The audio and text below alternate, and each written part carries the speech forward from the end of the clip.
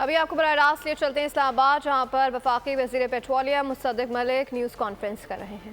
ضروری ہے ایک غریب آدمی جس کے 2 یا 4 بچے ہیں جو کالج اسکول میں پڑھ رہے ہیں، ماں باپ ہیں جن کی وہ خدمت کرنا چاہتے ہیں، ان کی زندگی میں سب سے اہم چیز یہ ہے کہ جب ان کے اپنے لیے اور جب ان کے بچے اسکولوں سے یا کالجوں سے نکلیں تو ان کے لیے نوکری موجود ہو۔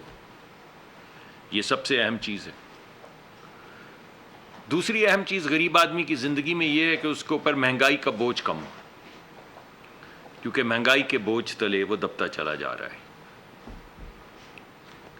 اور باقی جتنے بھی اہداف ہیں کہ ہمارا فسکل ڈیفیسٹ کتنا ہے، ہمارا ٹریڈ کتنا ہے، ہماری جی ڈی پی کتنی ہے، ہماری بجلی کی پیداوار کتنی ہے، ہمارا پیٹرول کتنا آ رہا ہے، ہم امپورٹ کتنا کر رہے ہیں، وہ سب چیزیں اگر اس پہ فوکسڈ نہیں ہیں تو آپ کی پالیسی ٹھیک نہیں ہے۔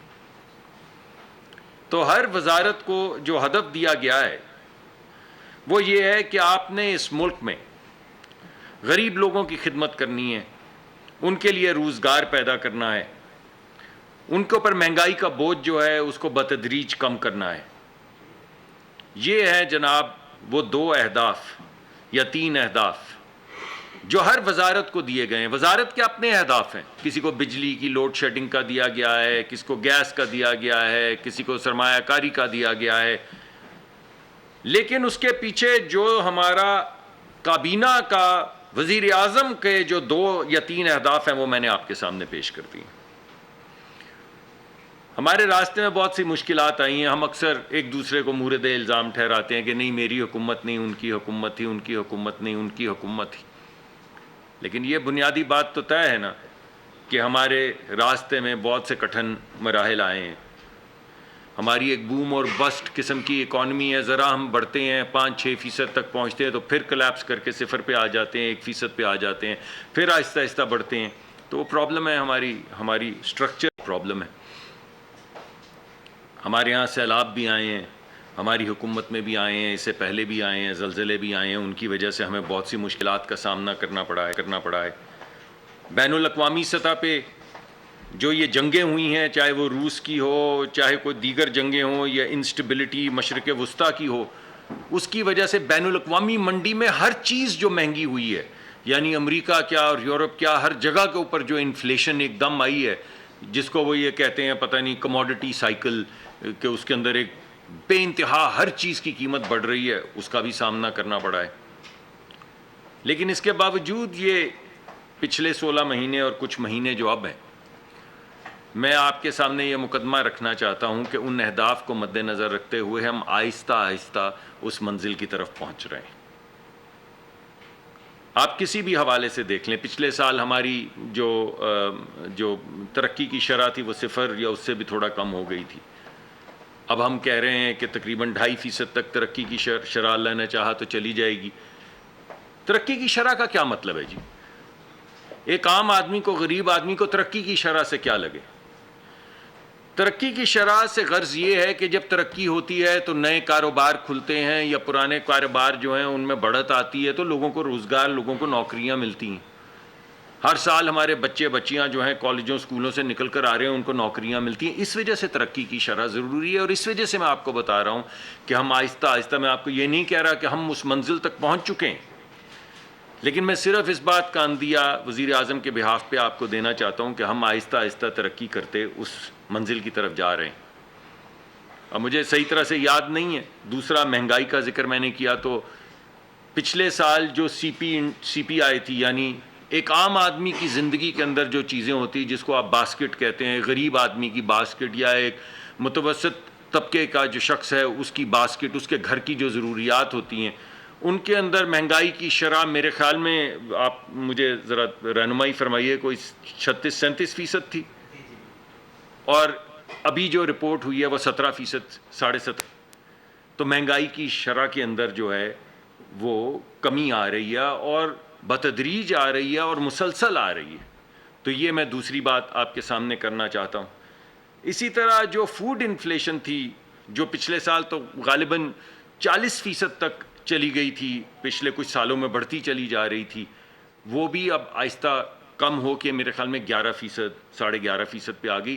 تو یہ بنیادی مقدمہ میں آپ کے سامنے یہ رکھ رہا ہوں کہ ہم آہستہ آہستہ آگے بڑھ رہے ہیں. 0 سے ترقی کی شرح انشاءاللہ 2.5% تک. مہنگائی کی شرح جو ہے وہ 34, 35, 36% سے کم ہو کے 17% تک. فوڈ انفلیشن جو ہے وہ 40% تک چلی گئی تھی, وہ 11, 11.5, 12% تک. تو یہ تمام چیزیں اس بات کا اندیہ دیتی ہیں کہ ہم سٹیبلٹی کی طرف جا رہے ہیں اور اس منزل کی طرف جا رہے ہیں, ترقی کی اس منزل کی طرف جس کا ہدف وزیر اعظم نے ہم سب کو دیا ہے. اب اس کے اندر سب سے اہم چیز یہ بھی ہوتی ہے کہ اگر ہمارے باہر سے جو ہم چیزیں امپورٹ کرتے ہیں, یعنی کل جو ہمیں پیسے چاہیے امپورٹ کے لیے, اور جو ہماری ایکسپورٹ اور زر مبادلہ جو ہمیں آتا ہے اپنے بھائیوں کے ذریعے, بہنوں کے ذریعے جو پوری دنیا میں کام کر رہے ہیں, اس میں اگر توازن نہ ہو تو روپیہ جو ہے وہ گرتا چلا جاتا ہے, جیسا کہ آپ دیکھ رہے تھے. اور جب وہ گرتا چلا جاتا ہے تو ہر چیز مہنگی ہو جاتی ہے. تو پچھلے سال وہ ہمارے ایکسٹرنل سیکٹر کے اندر جو فرق تھا, یعنی جو ہمارے ہاں ڈالر آ رہے تھے ایکسپورٹ کرنے کی وجہ سے یا باہر سے جو لوگ بھیج رہے تھے, اور ہمارے ہاں جو امپورٹ ہو رہی تھی, اس میں 4,000 ارب, $4 بلین سے زیادہ کا گیپ تھا. وہ گھٹ کے 200 ملین کا رہ گیا ہے اس سال, یعنی اس میں 95% سے زیادہ کمی آئی ہے. کہاں پہ 4,000 ارب ڈالر, روپے نہیں, 4,000 ارب ڈالر کا وہ گیپ, اور کہاں پہ 200 ملین کا گیپ. جی 4,000 سے زیادہ, 4 بلین ڈالر سے زیادہ کا تھا نا ایکسٹرنل سیکٹر میں ہمارا ڈیفیسٹ. جی اتنا ہی. میں معافی چاہتا ہوں, میں نے وہ نہیں, 4 بلین ڈالر کا ہی تھا سر ہمارا, 4 بلین, 4,000 ارب روپے, 4,000 ملین ڈالر, معافی چاہتا ہوں, 4,000 ملین ڈالر. سو 4,000 ملین ڈالر یعنی 4 بلین ڈالر کا گیپ تھا جو 200 ملین ڈالر کا رہ گیا. میں بہت شکریہ, آپ نے تصحیح کر دی. جی جی. تو اس کی وجہ سے روپے کے اندر اور ڈالر کا جو توازن ہے اس میں ٹھہراؤ آ گیا ہے. میرے خیال میں 4-5 روپے کمی ہوا ہے پچھلے ایک سال کے اندر. اس کی وجہ سے ہمارے پاس وہ سپیس پیدا ہوتی چلی جا رہی ہے جس میں ہم پیٹرول کی قیمت کے اندر بھی جب ہمیں موقع ملتا ہے تو ہم اس میں کمی کر دیتے ہیں, اور جس حد تک کمی کر سکتے ہیں اس حد تک کمی کرتے ہیں.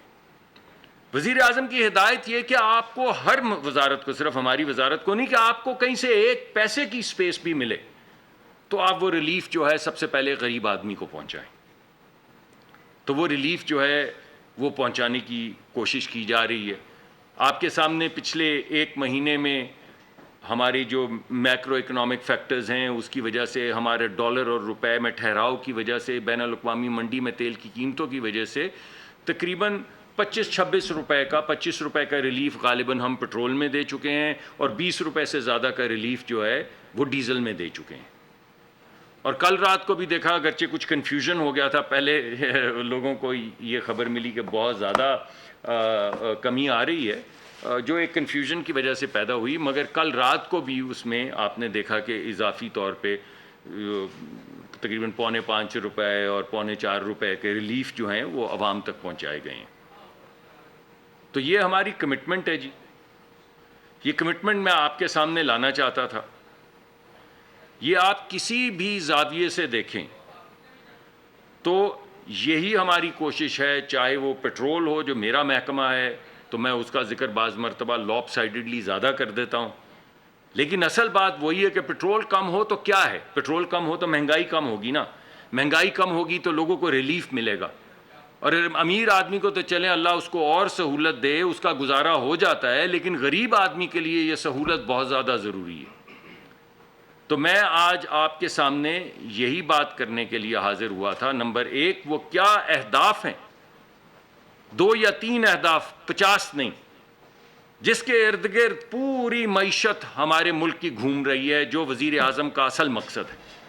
وزیر اعظم کی زندگی کا اصل مقصد ہے غریب آدمی کے لیے سہولت پیدا کرنا, غریب آدمی کے لیے روزگار پیدا کرنا, غریب آدمی کے اوپر مہنگائی کا بوجھ کم کرنا. ہماری ویسے تو میں آپ کو پروجیکٹ کر رہا ہوں تقریباً 2.5% کے قریب ترقی کی شرح آئے گی، لیکن 6.5% ہے ترقی کی شرح ہمارے دیہی علاقوں میں، ہماری زراعت میں.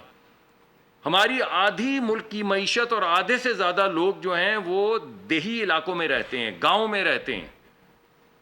تو ان کی ترقی کی شرح جو ہے وہ تقریباً 6.5% ہے. اس کو اگر آپ دیکھیں کہ وہ کیسے ترقی کی شرح آئی، تو آپ یہ دیکھیں کہ ٹریکٹر جو ہے، ٹریکٹر کی غالباً خرید میں 50% اضافہ ہوا ہے پچھلے 1 سال میں. کھاد کی پیداوار کے اندر تقریباً 17% اضافہ ہوا ہے. تو یہ وہ تمام اضافتیں ہیں جو زراعت کے اندر جو کریڈٹ نہیں دیا جاتا تھا، وہ کریڈٹ بے انتہا بڑھا ہے پچھلے 1 سال میں. یعنی کسان کو پیسے بھی مل رہے ہیں، کسان کو ٹریکٹر مل رہا ہے. ٹریکٹر کیوں مل رہا ہے؟ کیونکہ پیسے مل رہے ہیں. ہر کسان تو جا کے کیش پہ ٹریکٹر نہیں خرید سکتا، لیکن اگر بینکوں سے سہولت ملے گی، جو میں نے آپ کو بتایا ہے کہ پرائیویٹ سیکٹر کا کریڈٹ جو ہے زراعت میں بڑھا ہے، تو لوگوں نے ٹریکٹر خریدے ہیں، اور اس سے کھاد جو ہے وہ زیادہ بنی ہے، 17% غالباً کھاد زیادہ بنی ہے. تو ملک میں زراعت زیادہ ہوئی ہے، ملک کی پیداوار زیادہ بڑھی ہے، اور اس کی وجہ سے دیہی علاقوں میں جو 50% سے زیادہ ہمارے ملک کے لوگ ہیں اور غریب ترین لوگ ہیں، جو اس دھوپ میں، ہم اس کمرے میں بیٹھے ہیں اور پسینہ آ رہا ہے، وہ اس وقت ہل چلا رہے ہیں باہر اور فصلیں کاٹ رہے ہیں. ان لوگوں کی معیشت میں، ان لوگوں کی معاشی ترقی جو ہے وہ بڑھی ہے 6.5%. اور اس ترقی کے پیچھے جو کھاد ہے، اس کے پیچھے جو بیج ہے، اس کے پیچھے جو ٹریکٹر ہے، جو دیگر آلات ہیں، ان کو فراہم کرنے سے اور ان کے لیے قرضہ فراہم کرنے سے یہ ترقی آئی ہے. تو انشاءاللہ جی ہم اسی طرح آگے بڑھتے چلے جائیں گے. ابھی تھوڑی دیر میں آپ کے سامنے بجٹ بھی آئے گا. بڑی کوشش کر رہے ہیں، بھرپور کوشش کر رہے ہیں کہ ایک اچھا بجٹ دیں آپ کو. ٹیکس کے اندر 30% اضافہ، اس 1 سال میں 30% سے زیادہ اضافہ ٹیکس کلیکشن میں ہوا ہے. تو آپ اگر ساری چیزوں کو اکٹھا کریں، ٹیکس میں اضافہ ہو رہا ہے، ایکسپورٹ جتنی بڑھنی چاہیے اتنی نہیں بڑھی لیکن بڑھ رہی ہے، امپورٹ کم ہو رہی ہے.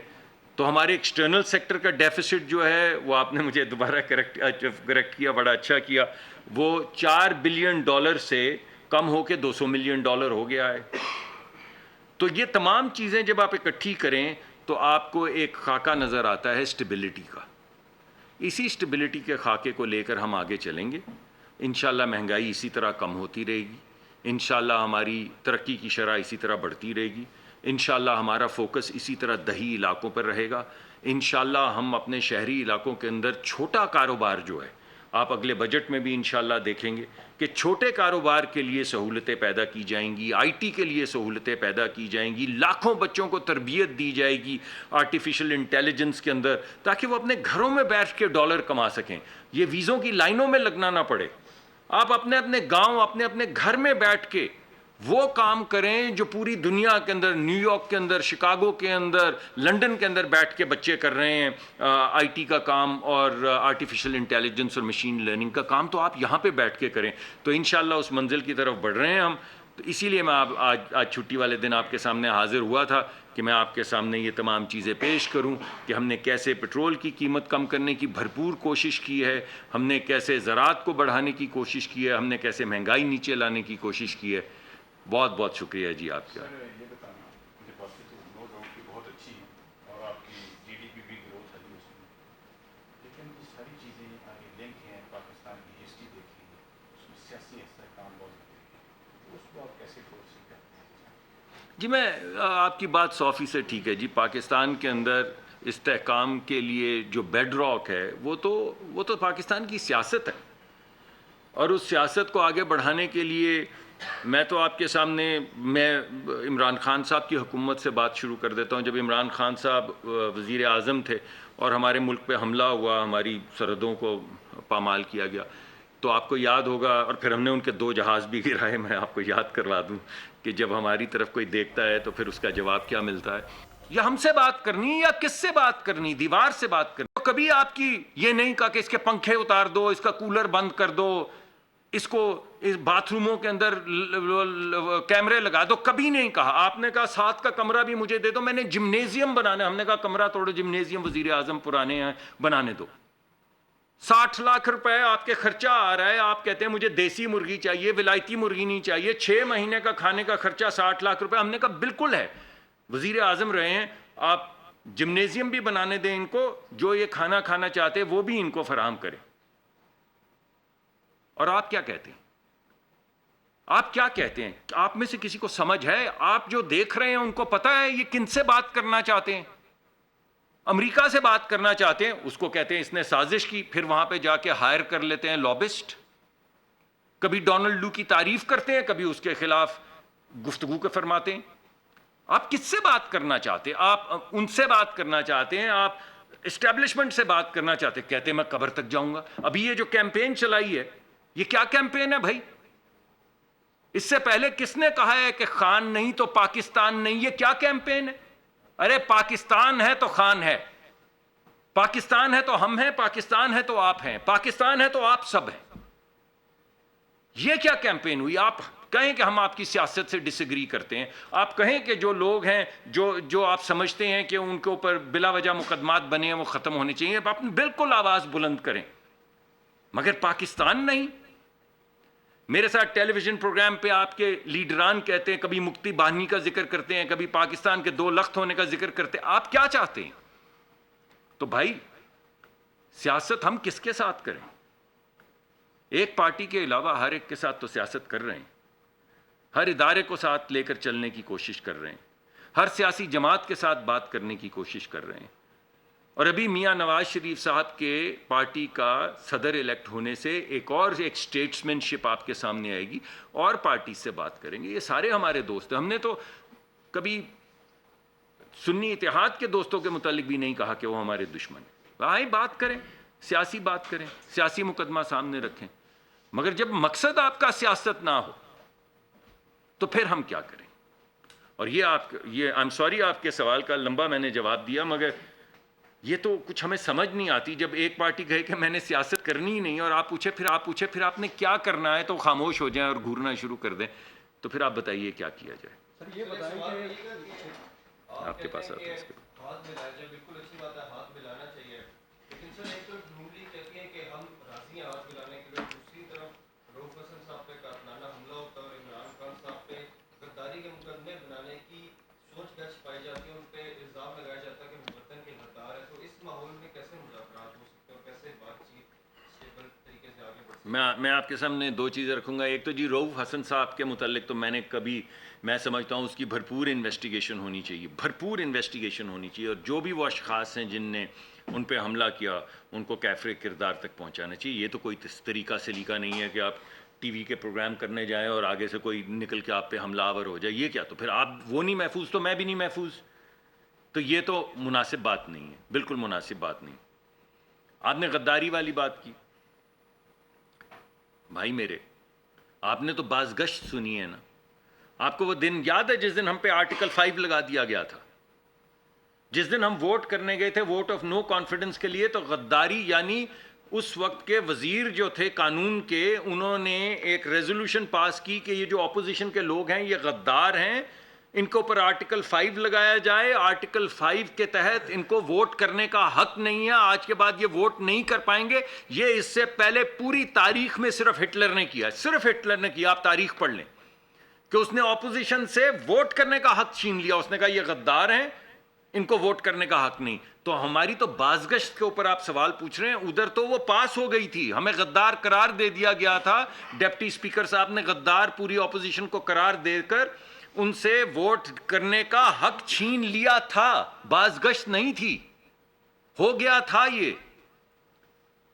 तो जो कानून है, जो आइन है, उसके मुताबिक सब इन्वेस्टिगेट होनी चाहिए। कोई हम गद्दार वद्दार किसी को नहीं कहते, लेकिन खुदारा जाके अपने ट्विटर अकाउंट रिवाइज करें। जो आपने कैंपेन्स चलाई हैं, जो आप अभी थोड़ी देर पहले आपने चलाया है याया खान वाला, और आप कह रहे हैं कि उस वक्त की फौज ने उल्टा दिया था सिपा सलार को, तो आप क्या कह रहे हैं? फिर इसको क्या कहेंगे आप?